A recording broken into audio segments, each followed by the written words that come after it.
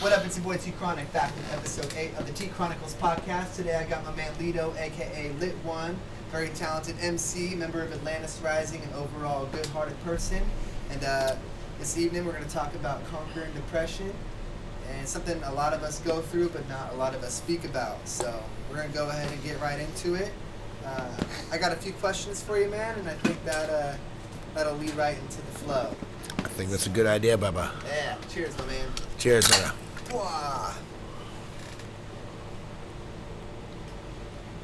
Got a little bit of a technical difficulty this first take, but practice makes perfect, they say. So we're gonna rock it. Ain't no thing. So first question I just want to ask is, what does depression feel like to you? Right out the gates. We already had a good discussion prior. So, depression to me, personally, feels and has felt like a crippling feeling of like something that holds you, a weight, and also something that can't always be explained. We'll pause real quick. Some plane go by. The old OB pause. But in the times that I was in my deepest depression stages, there's days where you wake up either angry or sad, or angry and sad, or sad that you're angry, or angry that you're sad. And you can't figure out why. And it's just something that feels like it's just there. And you know, if you're, like I said, my personal experience is being intelligent enough to know that I shouldn't feel this way. I shouldn't feel so angry and sad for no reason every single day, but still. Can't knock the feeling. You can't explain why, and it just feels like it's there. And then sometimes it happens long enough that you feel like this is just you. This is who I am, right?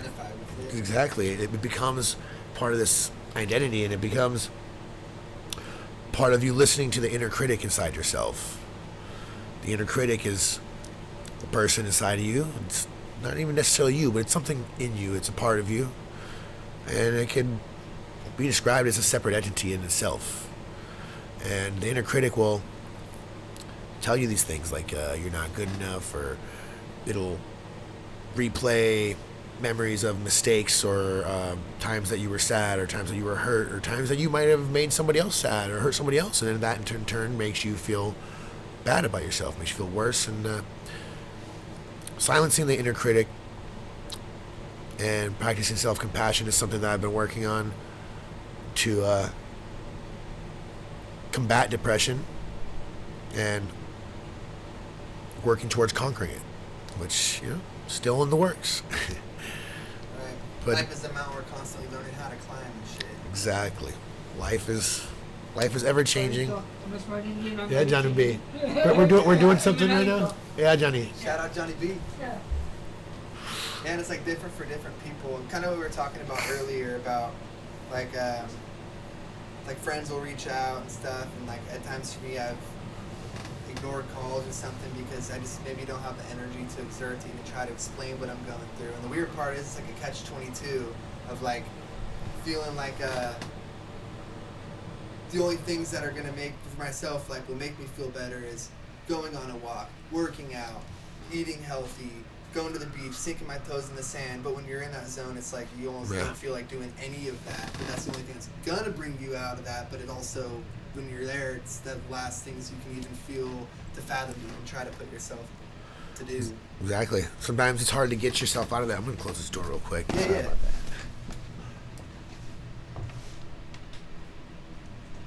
Yeah, it was funny earlier, man. We had a whole talk of this first take of the episode. Well, take number 2 of this right now, but we're making it work. Take 2, make it work. And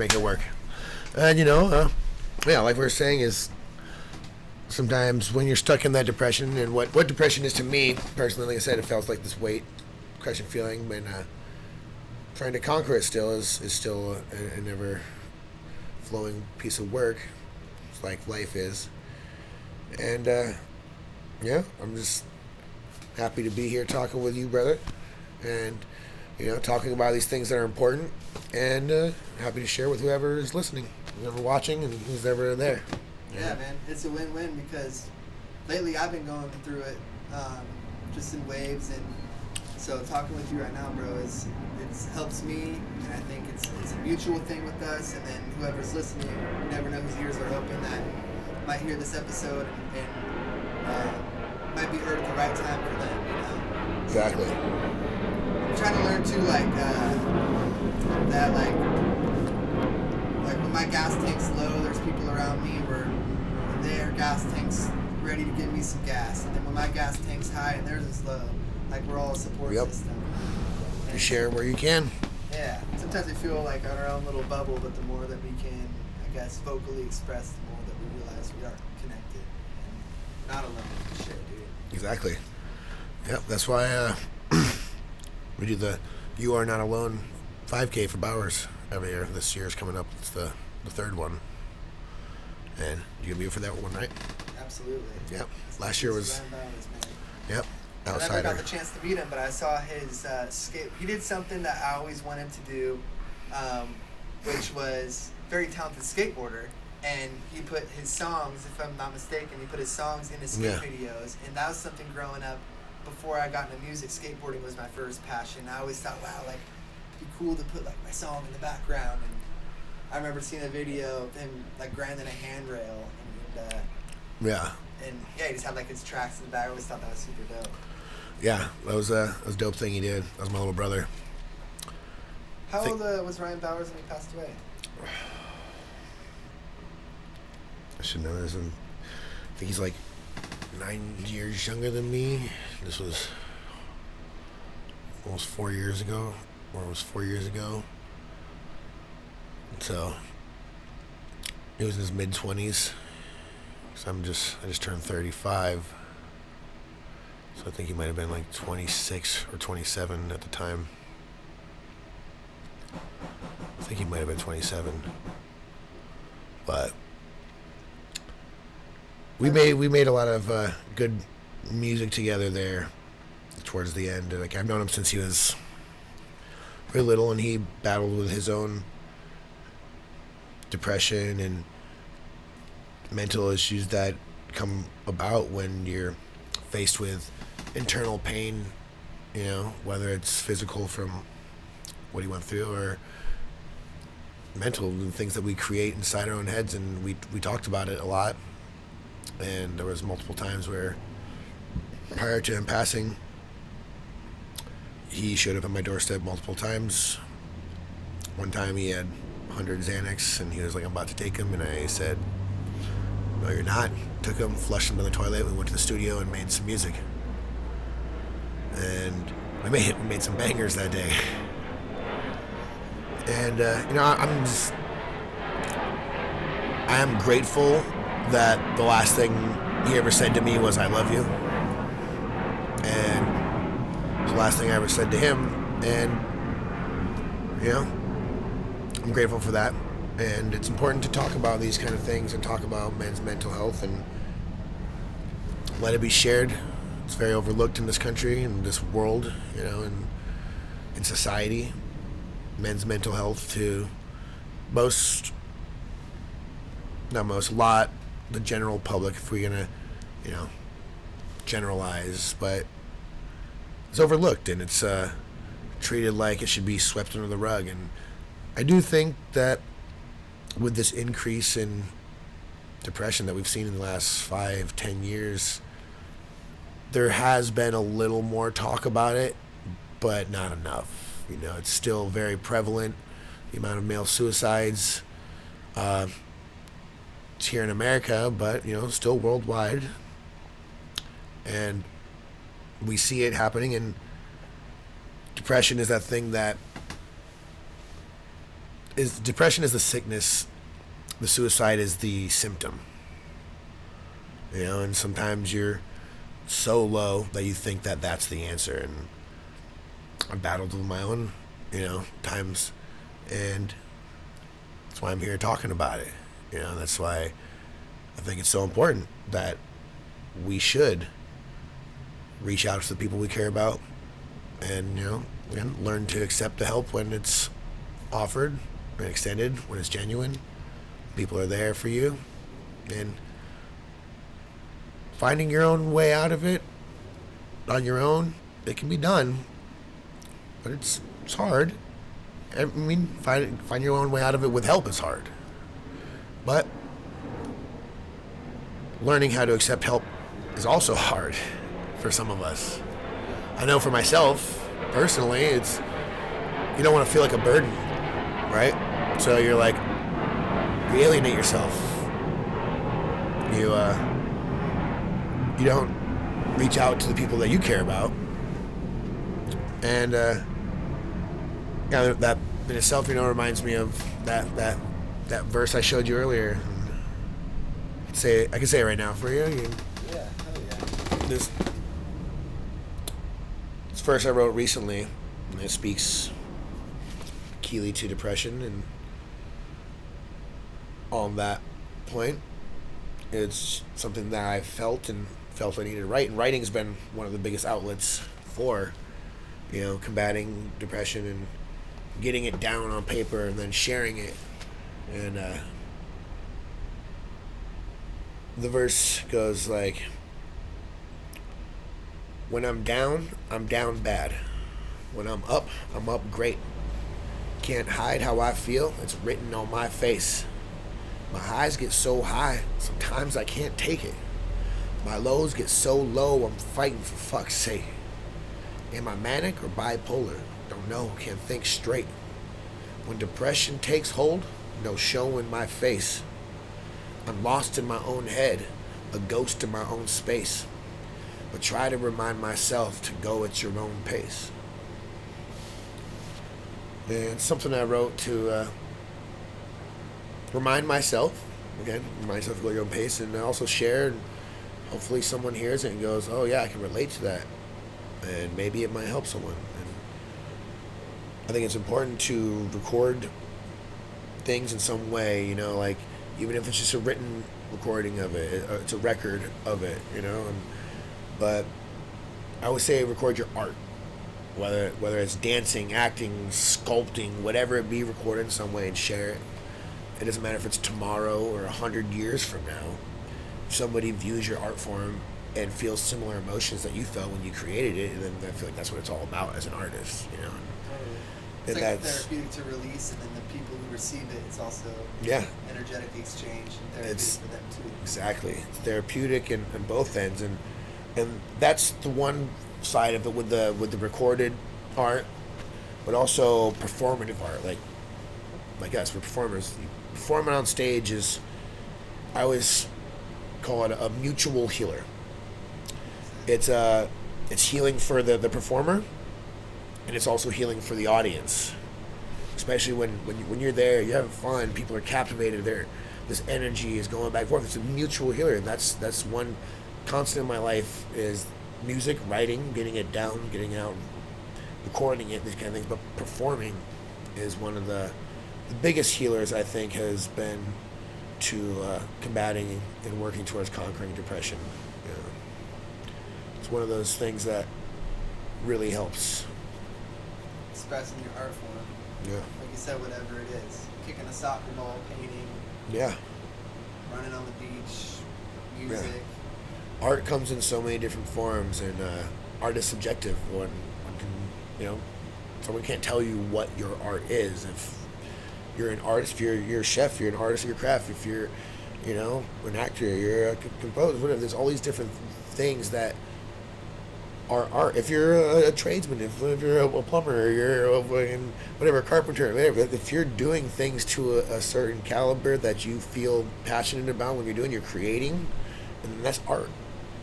And you can find art everywhere in life if you're willing to look for it, and it can touch you in ways that you didn't know once you really see it. Finding some sort of outlet, like whatever it may be. Mm-hmm. Yeah, and I totally relate that, bro. Like us being on stage, Atlantis Rising, us, especially us as a whole unit together, man. It's like it's powerful to, be on stage with the brothers, man.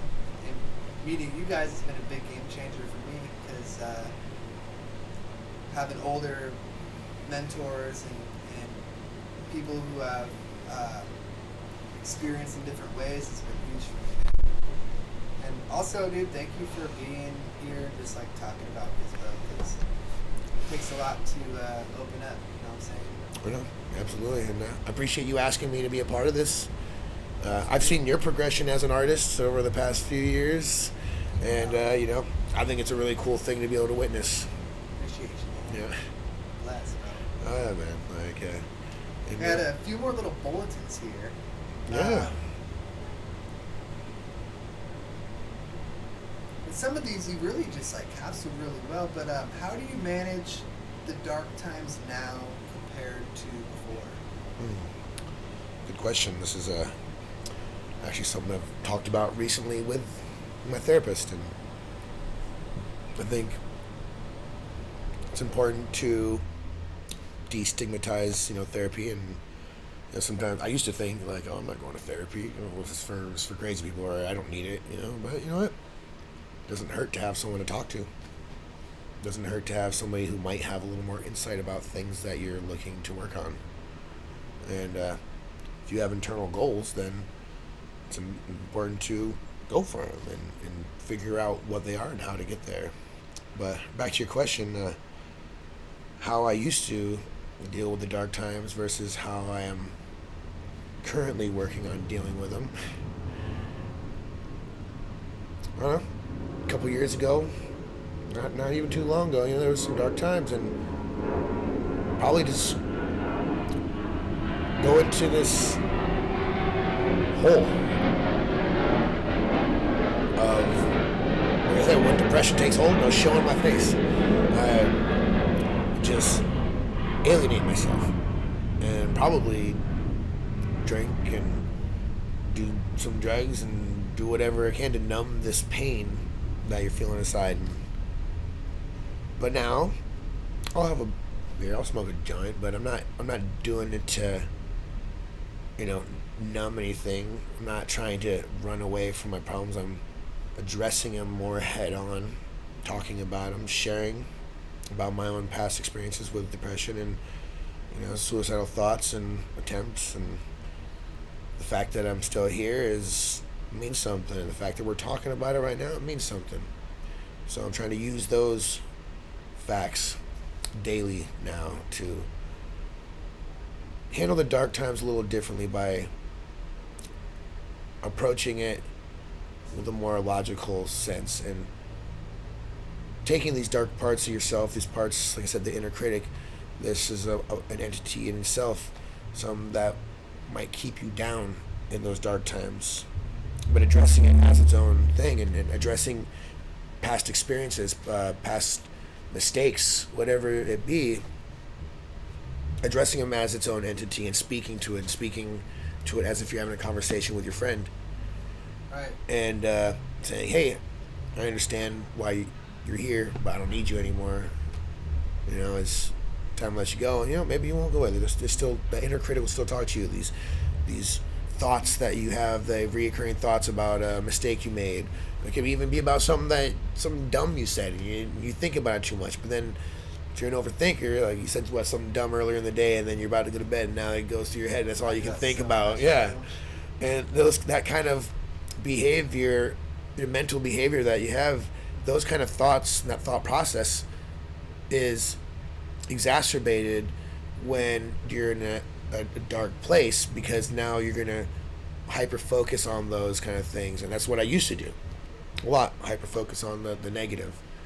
And so I'm working really hard to see it, recognize it, and address it, work through it, and then let it go to the best of my abilities. Sometimes it's harder to let go of things. Sometimes it's like, sometimes it wants to velcro to your mind. Exactly, it wants to stay there. Yeah. And you can even tell yourself, I'm letting you go, but it's like, it's still there. a little bit. But the more you practice it, the more it becomes easier to truly silence that thought process or that voice in your head, that inner critic that tells you either you're not good enough or you shouldn't have done this or you should have done that or shoulda, woulda, coulda. All these things of dwelling on the past has been a big problem in my past as well there. And so right now I'm trying to, live in the moment, be present with right now, understand the past, see it, recognize it, don't hold on to it. Look towards the future, but you can't hold on to that either. Plan for the best, prepare for the worst. We've heard that before, we've all heard it. But it's real. I feel like I was speaking metaphorical terms in a way. It's almost like with the practice like that, it seems like maybe like the waves are hitting strong at first when you're laying in bed and thinking about conversations and replaying things. And in a way, it seems like maybe sometimes it comes because you care, because you're like, oh, I care, I hope this didn't come across like that. But then like kind of implementing what you're saying more, it seems like you're turning like big waves, and pretty soon the waves get smaller and smaller because you're kind of taking your energy back. And like, hey, I don't need to identify with that because like you're a good person, and tapping back in on that. Yeah, tapping back into realizing that you're a good person, that you deserve to be happy. You deserve to be alive. You deserve to not feel hurt, dude. Especially by yourself. Awesome person, bro. I just want to let you know that. Thank you, Bubba. I fucking love you, dog. Yeah, man. You're like, I really appreciate you having me on here on the T-Chronicles. Yeah, bro. Yeah, he's in episode 8 right now. Episode 8. I heard this quote a long time ago. I don't know who said it, but whoever said it, shout out them. You can't always control what thoughts knock on your mind's door, but you can control if you serve them tea or not. You entertain them, Like, I've always struggled with intrusive thoughts a lot. Like, don't think of an elephant right now. Boom, an elephant pops in your head. It's like this weird mental trigger of, like... And I feel like some of these things, dude, like, I feel like... Kind of what we were talking about earlier before our take cut out is, like, sometimes these sort of experiences strike... like the most good-hearted people in a way, and like tying back to what we were talking about earlier too is like we're not always just happy because all we see is the light. It's because we've been down bad, up. You go through this breakdown to break through, and like to be able to reach the higher levels. Sometimes you have to go through some of the deeper shit. Yeah, exactly. Yeah, we were touching on that earlier about like a lot of people view yourself and myself as a happy-go-lucky kind of guy. Like, like whenever people see us out, it's like we're usually smiling and having a good time. That's because that's what people see. Not everyone always sees what's really going on inside. That's why, like you said, when I'm down bad. When I'm up, I'm great. Can't hide how I feel. It's written on my face. Yeah, it's like... So that's why, like, when depression takes hold, no show on my face, it means, like, when I'm down, like, I don't go out. You don't see me. I recluse. Not gonna go out and show people how sad I am, but how would anyone know unless you talk about it, unless you share, unless you acknowledge it, unless you try to practice, making the change for yourself so that maybe it might help someone else. Totally, man.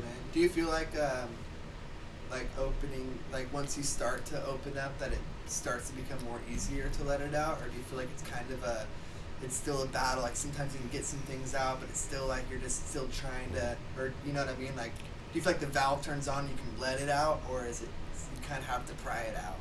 Sometimes, like you said, when the valve opens, when the floodgates release, sometimes it all just comes pouring out, and a lot of times it comes pouring out into my music and into the writing, and that's one way for me to express it, and it helps. And sometimes it opens up and it pours out in sharing with friends, or even like a new friend, an acquaintance, somebody you just met. Sometimes it's nice and easy to talk to somebody you just met, and maybe they'll mention something that you relate to. Maybe it's something as simple as, oh, you grew up skateboarding on me too, and then you start talking about this, and you talk about that, and then suddenly a quick connection can be built with somebody of a similar energy, and then if you share things about how you're really feeling, you don't know what you're going to get back. And sometimes when you're genuine, you'll get genuine responses. And there's some good people in this world. There's a lot of shitty people too, but there's some good people out there, and that's why you help where you can. Don't overextend yourself. You always got to take care of yourself too. Learning how to talk to yourself nicer. Something my therapist said to me, and just like imagine your friends going through a hard time. What would you say to them? Like, you're going through a hard time. What would I say to you? Then that's how you should talk to yourself.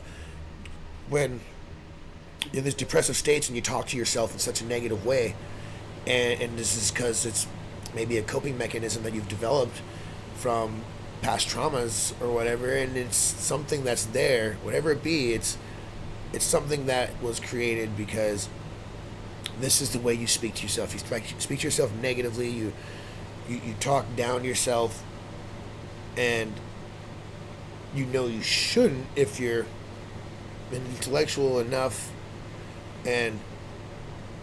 but you still can't, because you're stuck in this mode that goes, this is the way I speak to myself, this is how I should. And so when working through depression, negative thoughts, intrusive thoughts, all these things, is something my therapist has mentioned to me is think about it in the way as how you would talk to a friend asking for help. That's a great point, man. Like, speaking of therapy, so at what point did you start going to therapy, or like have the realization, or rather the courage to be like, hey, I need to talk to someone about this? Actually just earlier this year. It's only been like 5 months started working on this, but I feel like there's been a lot of progress in 5 months because I'm putting in the work. I want to. I want to feel better inside, and I want to talk about it. I started really looking into it and looking for help when towards the end of last year, beginning of this year, I was going through like a really dark time, and I was just feeling like low and reverting back to habits that I had a couple years ago when I was at another really low time. And I felt like it was time to finally get some help and look into it. And it was really inspired by a really close friend of mine, one of my favorite rappers. He mentioned that he had been going to therapy, and it just inspired me to like, I was like, oh, you do it? I'm like, all right, man, like, it's good. And he was like, yeah, it's been helping me. And I was like, all right, I'll look into it.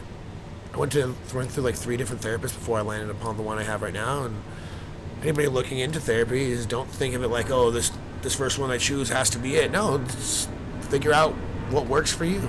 It's okay to be like, hey, I don't think this is working. I'm gonna look somewhere else. Someone that you click with, someone that you can exactly. Yeah. Someone that you can talk to openly, comfortably, be honest with, and someone that you truly feel that there's no judgment, and there's an unbiased opinion about things that you have to share, and it helps you learn to be honest with yourself about what you're feeling, what you've been through, and anything else that you might be holding inside and not talking about, because that's what society tells us to do. Think all your feelings, push them down. One day you'll die. Yeah, which kind of like ties back earlier, talk about toxic masculinity, like thinking, if I speak about this and I'm not like this or that. I'm not a man if I speak about how I'm feeling. Right. It's like quite the opposite. It's like you're very strong to be able to express that. Yeah, you never know whose ears are open, and he needs to hear something. And it's crazy how some of the darkest stuff you go through and experience, you're going to be able to help others once you get on that other side of that. And it's like having to go through that fucking sucks. And it's always like something, like there's always going to be different obstacles to grow through, but like getting on the other side of that and seeing and like we were talking about earlier on stage and expressing that, right? It's that energetic exchange. And so by doing so, it's all around healing, all in a full circle. Yeah. The mutual healing. Yeah.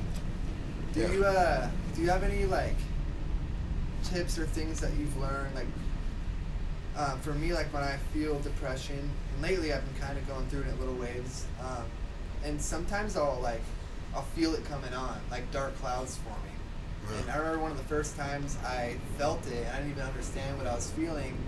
I was with my ex-girlfriend, and would shout out her freaking awesome soul, love her family. If they see this at all, hope they're doing well.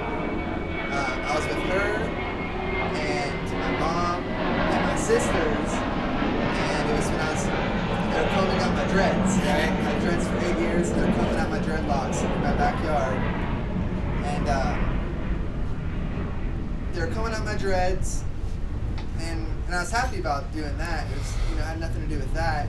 But all of a sudden I was like sitting there, and all of a sudden I just felt sad for, like, it was just a random wave of like feeling really sad. And I had no idea why I was feeling this way.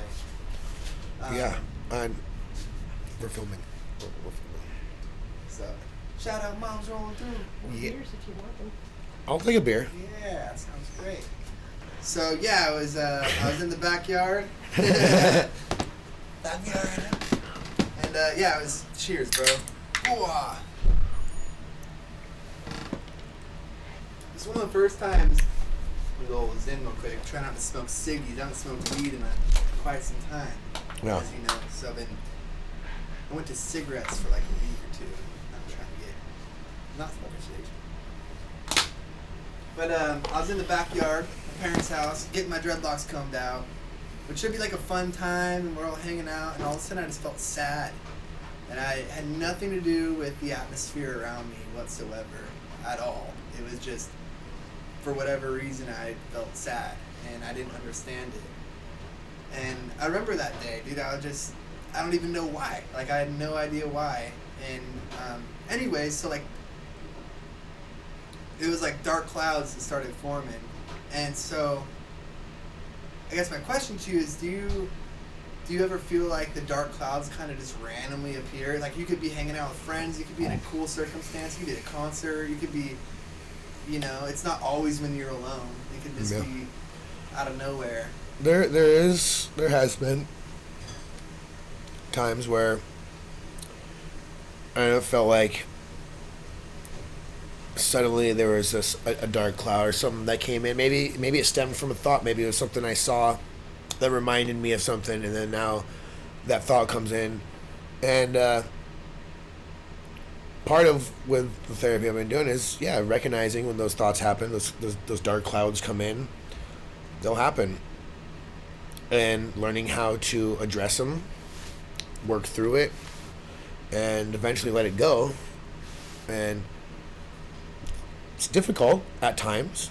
Other times it's easier if you've been practicing how to do this. But if it's all new, like I said, it's all fairly new to me. But for so long, I'd be out, have a good time. Something happened, maybe it'd be like all of a sudden, mood switch a little bit, and it could affect the evening or day or whatever. But as of late, the dark clouds still arise, but let's try to face them head on and get through the storm. Eventually, just remember that this too shall pass. It's something that me and my little brother say a lot. Powerful. Yeah, and I saw this podcast with it was Tom Hanks was on it, and it was I think Jamie Foxx was there, and fucking Shia LaBeouf. But Tom Hanks was talking about, he's like, this too shall pass, and it should be used in life in the sense of if you got your lowest time, remember this too shall pass. But also on the other side of it, if you're at your best, you feel like you're doing great, you feel like you know everything, you feel like everything's going your way, still remember, this too shall pass. Nothing is ever going to stay exactly how it is. Yeah. So you just got to be willing to go with the flow, with the push and pull of the world, the ebbs and flows, and the yin and the yang of it. It all comes together, embracing it and understanding that time is your ally. That was one of my... Time is your ally. It's one of my favorite quotes that he said. Is like, time is your ally. And I recently wrote a song called "This Too Shall Pass," and I did that with my friend one night. Saw him out at the bar. We're hanging out with some people, but I was like, "All right, bye guys. I'm gonna go make some music. I have a song I need to do." Because I had written in my notes that I wanted to do a song called "This Too Shall Pass," and the hook went like, when your days get dark and your nights get long and it feels like you won't ever laugh, when you feel so weak all you want to do is sleep, just remember this too shall pass. I said some of that, but it was, when it feels so weak all you want to do is sleep, when you're waiting for joy to come back, just do your best, try to hold your head high and reply this too shall pass. And it's along those lines of just, some days you get down, and you just gotta keep going. And another quote, like I know you love quotes just like me. I'm an artist. I love movies. I love quotes. I love reading and all these things. And one of my favorite quotes that I've heard, and I don't remember who it's by, but is it's the most important step. The next step. As long as you keep going, take that next step. The next one. The next step's the most important step. It's how do you walk 1,000 miles? Is one step at a time. It may seem daunting if you look at the whole thing, but if you focus on the next step, then it doesn't just seem as hard. Chipping away, it's a big sculpture, and if you just look at it like this big old piece of cement, it's gnarly, but take a little angles and piece by piece and do what you can when you can. Yep. Absolutely, man. Yep, one step at a time. And it's another one I say regularly, and I put in one of my songs recently I wrote. It's called "Beautifully Ugly World," but during the bridge I say, one breath, one step, one day at a time. Sometimes it's one step, sometimes it's one day, sometimes it's just one breath at a time. Sometimes you just take it one breath at a time. And you don't have to overthink it. You just, take a breath. Maybe just one step at a time. Take the next step. Maybe it's one day at a time. Just take it one day at a time. It's either one of these. It doesn't have to be so grandiose that it seems so overwhelming. It reminds us to take the little wins when they come and be present. Right. You know how they say, focus on your breath, and some of the most cliche things are cliches because they hold truth. And cliches are cliches for a reason. Right, bro. Focusing on the breath has been huge, and staying in the moment, and not getting lost up here, because it's easy to sit in the lonely couch up here, feel isolated. Exactly. And which kind of ties back to a lot of us feel like in our own bubble at times, but as soon as we take that little step, we can not only see the other people around us maybe going through similar stuff, but that we don't have to feel so alone. Exactly. You are not alone. Yeah. And shout out to Bowers again. I want you to spit something real quick. Oh yeah, so we got in the bag here. So speaking of the song "Beautifully Ugly World," I said the little part in the bridge, but in that song, I say, you got to take the time to remind yourself to appreciate all the little things, and you'll feel your stresses alleviate. Looking in the mirror, I tell them that you don't need to hate yourself for past mistakes. Stop fighting. You know those demons ain't what you make them out to be. I just want to be proud of me. Keep to yourself and be firm in your boundaries. Without a shred of doubt, you can shout from the balcony. They keep testing your metal. Don't let it change you like alchemy. It's time to seize your dreams. Don't worry what people think. Write from the heart. When it's hard, keep bleeding ink. Feeling like I want it at times, but I don't need a drink. They shallow at surface level. I'm reaching for the deeper things. I seemingly see the need to freely relax. I had to take a step back and try to clean up my act. Do some personal inventory. Be free of your past. Now it's forward motion only. I'll just leave it at that. Do some personal inventory. Be free of your past. Yeah, man. Yeah. Those are the things I'm working on. That's why I'm writing about them. These are all some of the ones I've shown you recently. And these songs I've just written in the past few months. It's powerful, man. Been on this new getting back to writing kick, you know, and going to therapy's been helping. Talking with friends has been helping. Going and doing shows has been helping. And just there was a point there from the last few years where I just didn't feel inspired. And that in itself is, you know, a form of depression. You, as an artist, you don't have the drive to want to do what makes you happy because you don't feel like you deserve to be happy. So why would you do something that makes you happy? And writing... Catch-22 is like fucking... That's the one thing that's going to help, but also you don't feel that, and then you don't feel like picking up the pen, but as soon as you do, and that valve kind of turns on a little bit. The floodgates open, and then all of a sudden you're like, this all comes out.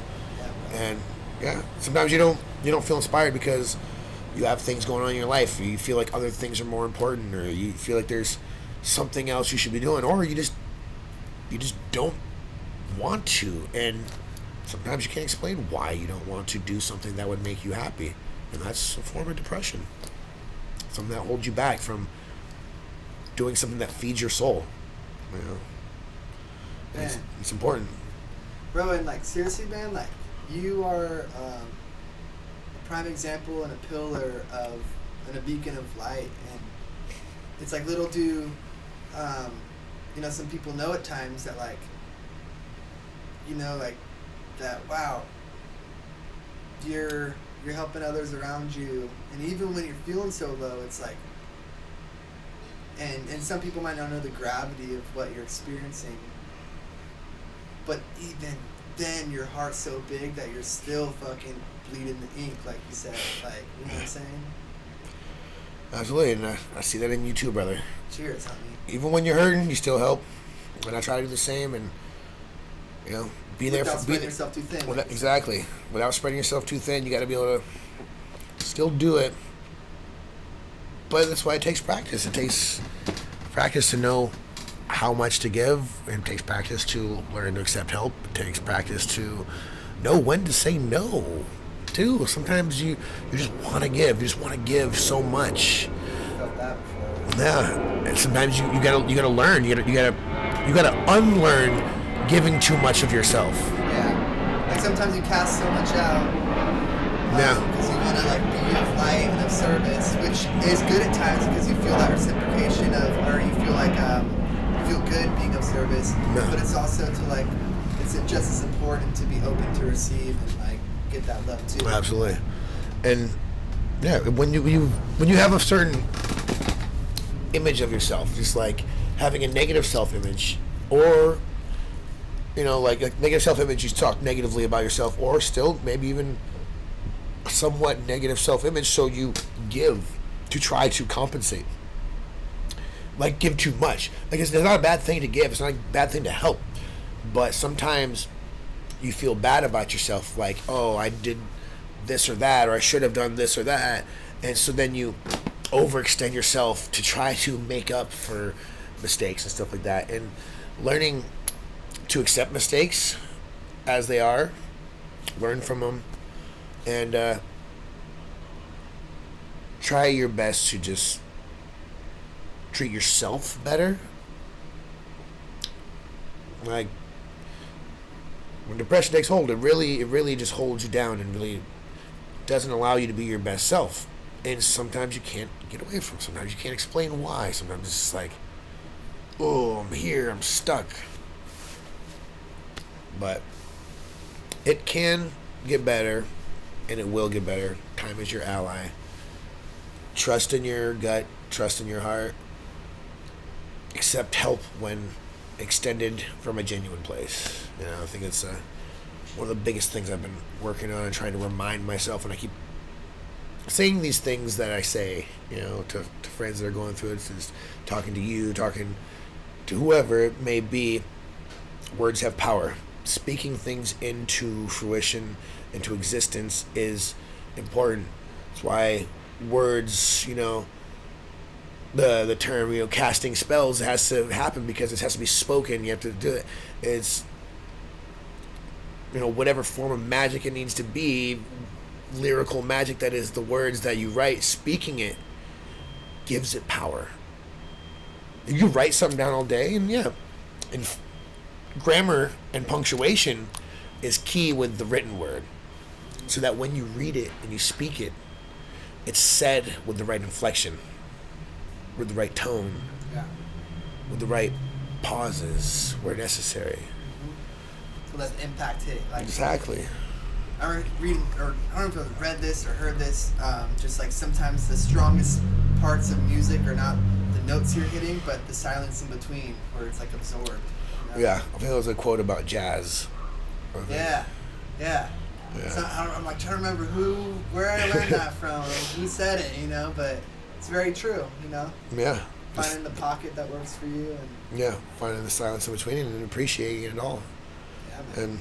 And, words are important. Words have meaning. Like, we say things for a reason. We have communication. We have language, and body language. That's a real language there, too, People read that, and, Yeah, dude, I have people, if I'm, I've had a few times at work where I'm just, even recently, where I'm just in my head about something, and there's people around me that energetically are very aware, and they can automatically look at me like, stop that, without they just know. Kind of tying back to your lyric of like, it's written on my face, bro, like.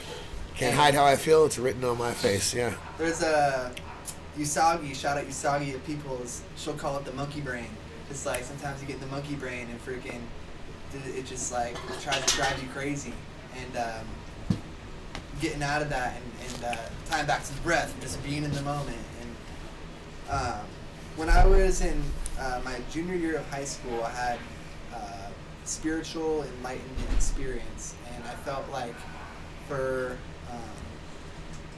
some time and forever, because infinitely I know these truths to be true, but for a while I felt like such a glow, I felt like such a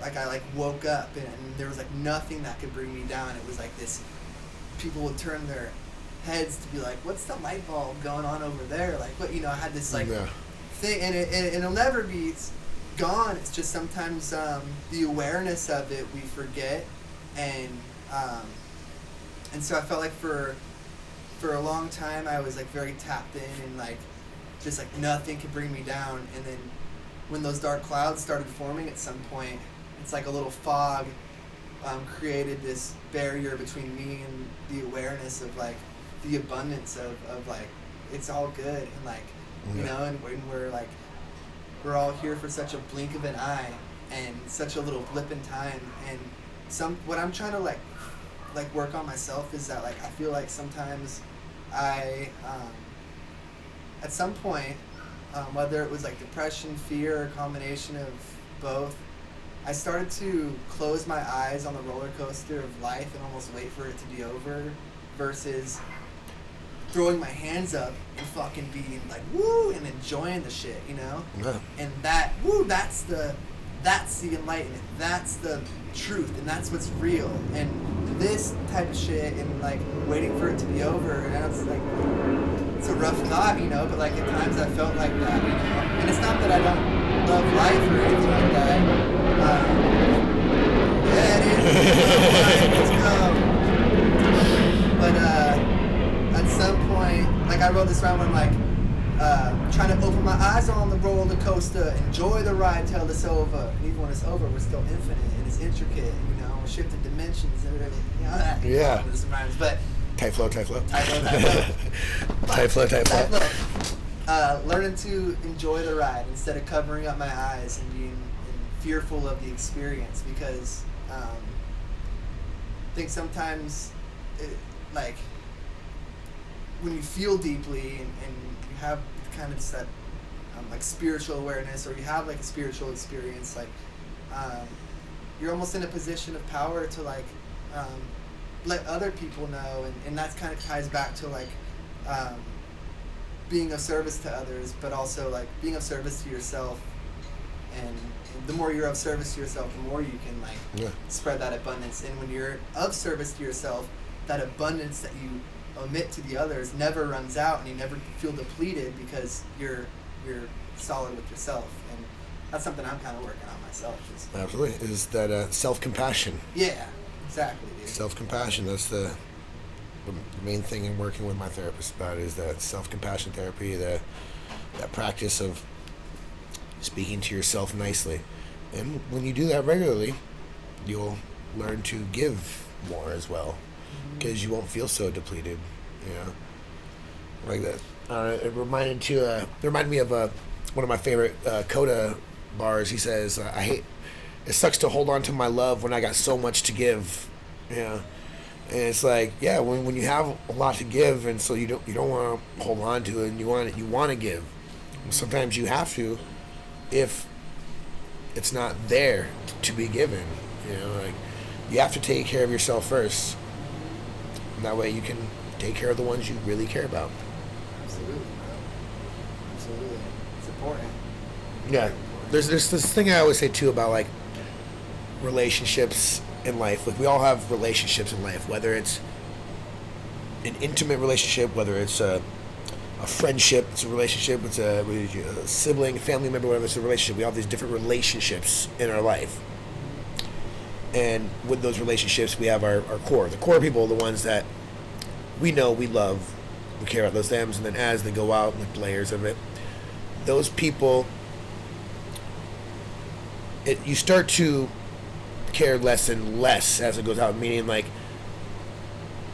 as you go out through those layers, how much you care about that person's opinion of you is how many fucks you give to the relationship. Sometimes you give no fucks. Sometimes you're like, I don't give a fuck. But if I'm saying I care about you, I'm saying I give all the fucks. I give a fuck. So with those relationships, how much you give a fuck, to me, personally, it's different for everyone, stems from how much I care about this person's opinion of me. Like my mom, my dad, my niece Jasmine, my people, my people I really love. I care what they think about me. So I give a fuck about that relationship. I invest time and energy into that. There's certain people further out in these layers that it's a who and who from wherever. You don't care what they think about you, so why would you give a fuck to that relationship? Why would you give any energy to it? And then there's certain people that are kind of in the middle. They're like, yeah, I kind of care what they think. Not that much, but I still give a fuck.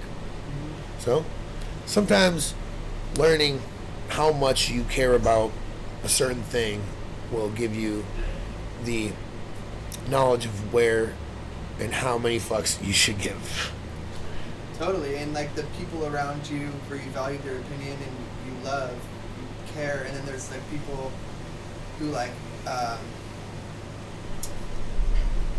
you like should not. You should be like, you know what, like I ain't gonna lay in bed thinking about this shit at night. I ain't gonna stress about what you're thinking, what you said to me, what I said to you, and maybe I didn't like what I said. Maybe I don't like, not necessarily like feel bad about something that you said, but maybe you're like, oh, I said something stupid, and you think about, or maybe I messed up that way of saying something. But then again, you're just like, oh, but you just said it to that person. Probably I shouldn't dwell on that so much. Right. And not even that you should dwell on mistakes or anything like that in general, but it does kind of antiquate to a certain extent of how much you care about individuals in your life, because nobody is the same, and nobody is the same to you. So true, and like it kind of almost ties back to like overall, you're just compassionate, and part of it could be like for me at times it'd be an insecurity thing, like tripping on what they're thinking about what I said or this or that, and then also on the flip side of that, it's also just because I care to be a lightful person. I don't want to come across and be misunderstood. Yeah, sometimes it's hard to care too much too. I said in one of my songs recently. I said sometimes I think I care too much. I said, I open up like a centerfold and share too much. I love that. Sometimes I think I care too much. Sometimes I'm like, I'm just here to tear shit up, but I'm gonna be all right though, just to clear shit up. You know. Yes, bro. That's one of my favorite. No fussing and fighting. I Yeah. was thinking that earlier. It's a dude. great song. Yeah. Times like this show us that we're the same. Yeah. Yeah. It's like we all have a heart beating. We're all breathing, and we're all in this together, you know. And unfortunately, you know, what I'm saying on planet Earth with so many people, not all of us have the best intentions, obviously, but like realizing like we're all connected here, and Yeah. we all go through a lot of the same shit, but not all of us speak about it, and it's important to like. Yeah. It's important to talk about these things. It's important to talk about how we're feeling as a person and how we're feeling as a people. Yeah. Those are two different things, you know, and a lot of time, you know, people are stupid. The person is smart. The individual, it's circumstantial, each individual. The person is smart, but people in general are stupid. When you get a big enough group of people together, people are stupid, you know, but you can find the individuals, the person that is smart. If I paid all the attention to every TikTok comment that said all their bullshit, then I'd be feeling real bad about myself. But at some point, I gotta be like, bruh, all y'all can fuck off. You know, Yeah. like, you know, and that's not out of negativity. That's out of love for myself because It's out y'all are of behind your self-compassion. people. Yeah. Learning how to speak to yourself right, and learning how to let go of things, learning how to not dwell on negative thoughts, negative energy that's brought to you. You know, there can be negative energy that's external that comes to you, and there can be negative energy that's internal that stems from you. You know, and understanding that you can't have a negative without a positive, you can't have a positive without a negative. They're both going to be there, but understanding when that negative energy from inside arises and comes out, learning how to understand it, view it, speak to it, process it, let it go, and then vice versa, using that same technique to external negative energy, view it, speak to it, process it, and let it go. Facts, bro. Do you ever feel like sometimes you place your inner peace outside of you on circumstances? Like, obviously, if something crazy happens, we're humans, and that we feel that, like, something maybe, a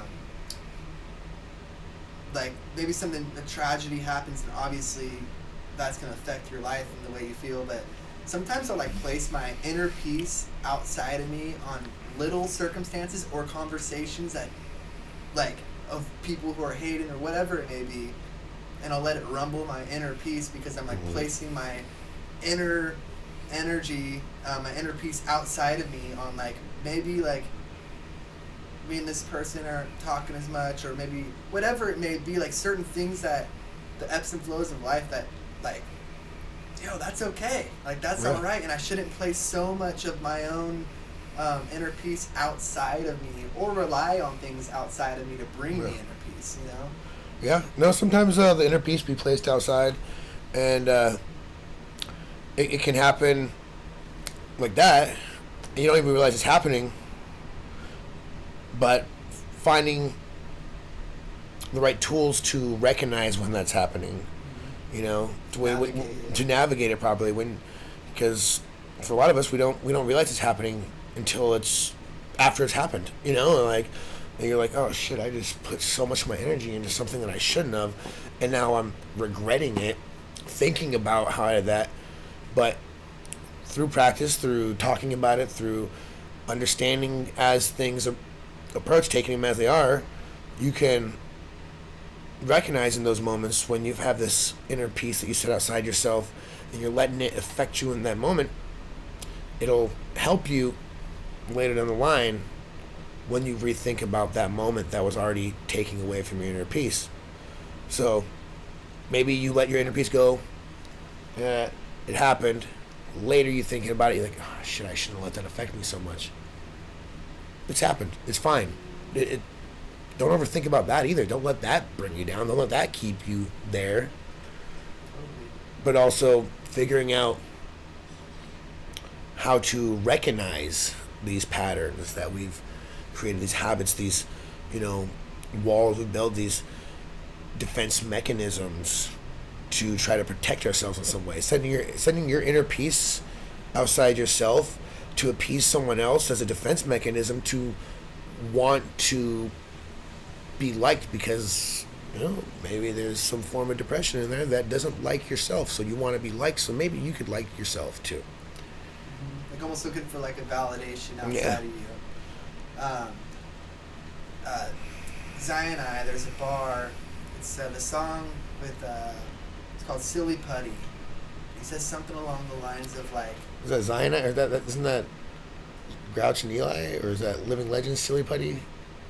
Yeah, it's featuring Zion-I. But it's featuring Zion-I. And he says something like, trying to find myself, looking at reflections in everyone else. Some of y'all might find that funny, but do not, you're well. Something like that. And it's like, I related to that, where it's like, looking at other people's, maybe not necessarily stature, but like other energy, and like, wow, like,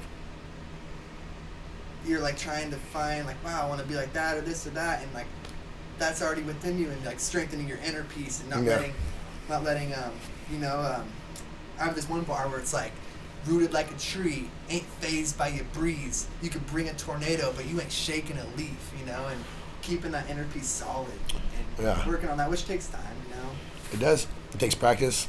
Like, again, I've mentioned Coda earlier. Coda's my favorite rapper. It made me think of one of his bars. I think about a lot of his bars a lot, because he has a song called For Troubled Boys. And I might do that for karaoke on Sunday. So, yeah. Hell yeah. But he has this line where he says, you're always looking for home, always looking for love. Nobody to meet your needs. I'm fitting to set you free, bruh. People are gifted at casting spells, but all that really matters is how you feel about yourself. And bitter motherfuckers love dragging people to hell. That's why I put my heart on the table like show and tell. That's bars. I gotta tap in on Coda more, dude. You mentioned Coda the friend quite a bit, dude. I gotta tap in. Yeah. You got bars. You got powerful bars, like, that's why I put my heart on the table like show and tell. That's why we're here talking about these things. It's, when you hear a bar that resonates with something that you're going through, it matters. That's why music's so important. That's why the spoken word is so important. Saying what you mean what you say it with the right inflection. I was just about to say inflection. Like, I remember, this is a random thing that made me, random memory. Me and my buddy were on mushrooms a long time ago, and he said something along the lines of just like, hey, like, I forgot what it was what I said to him, but he was like, say that, just like, try to send that to me a little more, like, because sometimes and that comes from like feeling a depressive mode where I'm saying something, but I'm just like, I'm almost not even believing what I'm saying, but I'm still trying to put it out because I'm still trying to spread light, but I'm almost like, I'm not even believing my own words, and that's a good indication that I need to like go back within myself, and like I could say so much with just the way you smile at someone. You can say 1,000 words, Yeah. So the picture paints 1,000 words, and the picture could be your smile or the way you just simply are, Yeah. Picture could say 1,000 words of expression, all these things, and that's it's a good reason why we should all, just try to be kind. Yeah. Be kind to ourselves too, because depression's a son of a bitch. It is, man. I love you, bro, and just know that you're not alone. And talking to you makes me realize I'm not alone, and whoever sees this, know that y'all motherfuckers ain't alone. Ain't alone. Ain't alone. Yeah. Like, we're a team, and we all have doors open that each other doesn't, and we all learn from one another. Like, just unity at all costs, man. Unity at all costs. Especially in the world today, we need more love more than ever, bro. Yes, absolutely. Cheers, brother. Hell yeah, man. Yeah, man. Again, there's lots of bars going through my head right now. I'm constantly, there's things we talk about, and then all of a sudden it's like, oh, this stems this thought process and these bars and these songs, and there's a lot of music I listen to that's not just like rap and stuff. Like the music I listen to and the music I make are not synonymous. Like I listen to as you heard, on our road trip up to Anaheim. Yeah, dude. Yeah, a lot of good eclectic shit, and it's fun. But it made me think of the shit I wrote. It was also on that song Jaded, where I said, I don't know why I stemmed this one, but it's there with it. But I guess, some days I'm so jaded, I really wonder why am I here. Been brokenhearted so many times it feels like true love is just an idea. I might die here. Never had a 5-year plan. More like nothing's going right or gone and planning close to 5 years. Now I'm drowning in my tears, suffocated by my fears that hold me back, consumed by past mistakes, though I know there's no going back. It's only facts that my soul is black. Watch me as I slowly crash into my grave while I'm going insane. I showed you my pain, but you only laugh. You can't even see what's fucking wrong with that. What a bitch, but such is life. Stop trying to be like such and such and just be yourself. Damn fucking right. Just the other night, I had to remind myself to accept the help but extend as well. Pen sauce like bechamel. Do it well and maybe touch a life. Y'all sharp as a butter knife. What's the point of trying to explain? So hopefully they gonna notice me when my soul is free. But honestly, I feel like Ocean Beach. It's beside the point. Yeah. What bechamel? What? Bechamel sauce is the sauce that goes on top of an Eggs Benedict. Okay, say that part one more time. I said pen sauce like bechamel. Yeah. you know, sometimes you gotta pen that sauce out. That's fire. Yeah. Yeah, dude, super true, man. And accept the help, but extend as well. It's Yeah. like being of service for yourself by accepting the help, and then therefore you freaking Yeah.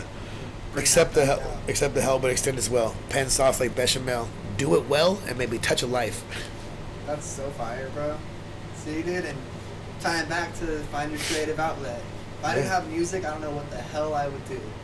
Same. Shout out Steel Pulse. Life without music, Oh. I can't go. You know? Shout out Steel Pulse. I love Steel Pulse. Freaking A. Steel Pulse is my shit. I grew up on that. Yeah.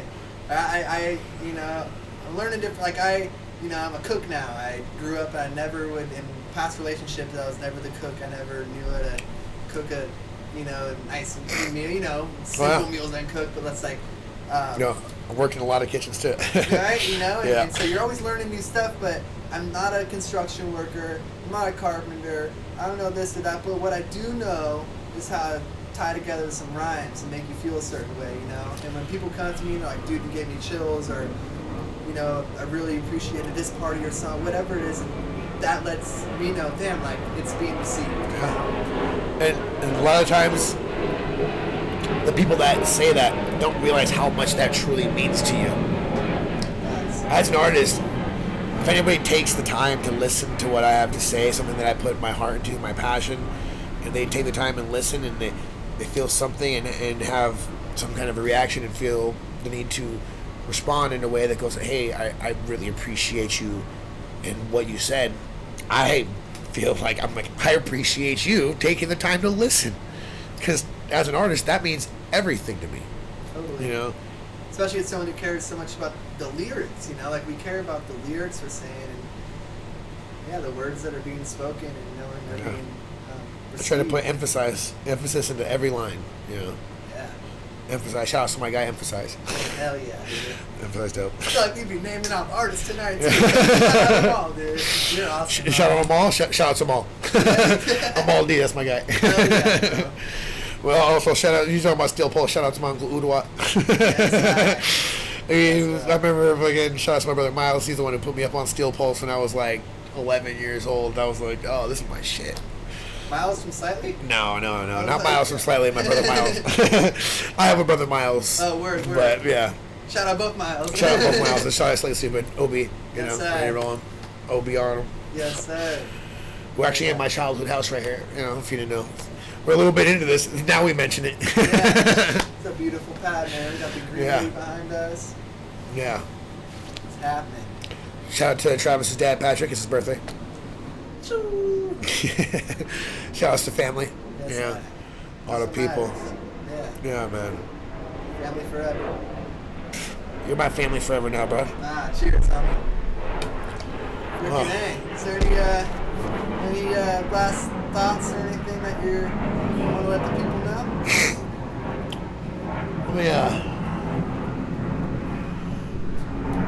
was thinking about the second verse I have in the song Jaded. I told you the first and the third one already. And I haven't recorded the song yet, so if anybody's asking, where can I find it? Where are the things? I haven't recorded it yet. It's going to be on my new album that I'm still working on. I haven't came up with an album title yet. I have a couple ideas in the works. But the second verse on that song, it goes like, I'm dreaming of clearing my head of these demons that's giving me reasons for thinking of leaving it all behind to find a life to believe in. They telling me I should, but it isn't that easy. Believe me, I'ma make it to the place that I gotta be. It's obviously part of the prophecy of stopping poverty. Properly part of the population owning property, but still I'm just an oddity and tripping on my odyssey. Honestly, I'm looking for the signs of my destiny. A little bit of shine from my mind is the recipe. My energy is like an enemy entity battling my sanity for centuries. I'm meant to be a better me. I'm looking for that remedy that nobody can measure. I'm getting cheddar and I'm fed up with endeavors. I break your tether only makes me better, so I'm chilling with the realest and I'm killing it forever. Like, who gonna hold me down? Who gonna show they care? Who gonna let me see the light and stop seeing despair? Oh yeah, fuck that one up, I didn't know. But it says, who gonna hold me down? Because there's a beat switch on that one. That's why it switches up on the tempo. Yeah. The beat switches up right there. And it goes like, who gonna hold me down? Who gonna show they care? Who gonna let me breathe and stop me pulling out my hair? Who gonna let me take the time to really see what's there? Who gonna let me see the light and stop seeing despair? It's all on me. It's time to choose who I'ma be. Win or lose, nothing to prove. All I can do is say I'm free. And pick and choose what I should do till I'm deceased. And there's more bars on that one. It's one that I've been working on. The end of it is recently written. But yeah, it's been a good time, Travis. That's fire, dude. There's more bars to come. There's lots of songs that we're working on. Me and this guy gonna work on a song later or tomorrow or whatever. Yeah. Damn, that last line of it, who's gonna show they care? Yeah. You know, it's the people around you that love you, you know what I'm saying? They're always there. Yeah. Our new song too is gonna be fire, dude. Yeah. And also that with the follow up on it is, who gonna let me see the light and stop seeing despair? It's all on me. You know? It's time to choose who I'm gonna be. That's what it is. It's time to choose who I'm gonna be. I've played the fool. I've played it cool. Nothing to prove. I know I'm free. When I lose, all I can do is make the move to find my peace and pick and choose what I should do till I'm deceased. Facts, man. Yeah. Facts. Circle back. Sometimes I stumble on bars. We've had a couple beers. Just a couple. And this time on Earth, like I was saying earlier, you know, time is the greatest gift that you don't get back, and how you use it and choosing how you're gonna be is everything. How you, the path you lead. Yeah, being present in the moment. That's what I say. Another quote to finish it off here. Yeah. To say, you know, we'll wait for the OB pause. I'm gonna take a little drink. We'll give it cheers. Cheers. Oh. To all of our fallen ones. When I say love, y'all say like love. Yeah. So one of my favorite quotes. It's not the first time it's been said, but the first time I heard it was on Kung Fu Panda. Hell yeah. Master Uwe said, yesterday is history, tomorrow is a mystery, and today is a gift. That's why it's called the present. Yo. Damn, yesterday is history. Tomorrow is a mystery, and today is a gift. That's why it's called the present. Facts. So, learning how to live in the now, be present in your flesh, you know, be grateful for your breath. Another Coda bar. But yeah, I know these things that I write, I say, try to share to the best of my abilities. All stem from trying to be the man my mama raised and learn the lessons that my dad was trying to teach me this whole time. And, you know, shouts to both my parents. They're both still here. They're both awesome. They both look out for everybody. You know. We're blessed to have the family we do, man. You know? Absolutely. Yes, sir. Man, it's been a great episode, bro. That's been a fucking great episode. You the man. Oh yeah, brother. We had one technical difficulty, but you know what? I think it was for a reason, because it just warmed us up to dive in even deeper. So. I think we made it happen. Yeah. Pretty fucking cool. Yeah, and you know what, man? Just know you can hit me up anytime. You already know, Bubba. I appreciate you so much, dude. Seriously, Good. you're a good ass homie, dude, and I look up to you and Atlantis Rising, and yeah, blessed to have the people in my life that I do, man. Hell yeah, man. Same. I'm blessed to have you in my life. I'm really glad we met. I'm glad that we did this. I'm glad that I'm your first guest. Yeah, dude. And that we got to talk about some important shit. Yeah. No first guest I'd rather have, bro. Yeah. Oh, yeah. Right on, brother. Cheers. Right on. Cheers. Wah! Cool. T-Chronicles.